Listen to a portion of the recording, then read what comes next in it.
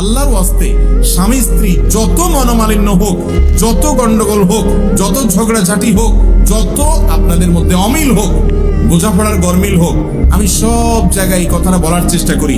যারা বিবাহ করেছেন তারাও মনোযোগ দিয়ে শুনেন, যারা বিবাহ করবেন ভবিষ্যতে এখনো করেন নাই তারাও মনোযোগ দিয়ে শুনেন। আল্লাহর ওয়াস্তে মাথা গরম করে তালাক দিবেন না। তালাক এমন একটা ডেঞ্জারাস অস্ত্র, এমন একটা ভয়াবহ অস্ত্র, ছুরি এবং চাকুর চাইতে পিস্তলের চাইতে ডেঞ্জারাস। কিরকম? আপনি একজনকে ছুরি ঢুকাই দিলেন তার বুকে, ঢুকানোর পরে লোকটা মারা গেলেন, এখন আপনি জিব্বা কামড়ায় বলছেন ও সরি আমি আসলে বুঝতে পারিনি, এতে কি লোকটা জীবিত হবে?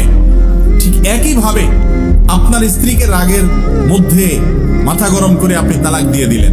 অনেক লোক ফতোয়া দেয়, যারা আলেম তো না, অনেক সময় মুসলমান কিনা সন্দেহ, তারা ফতোয়া দেয় রাগের মাথায় তালাক দিলে কি হয় না?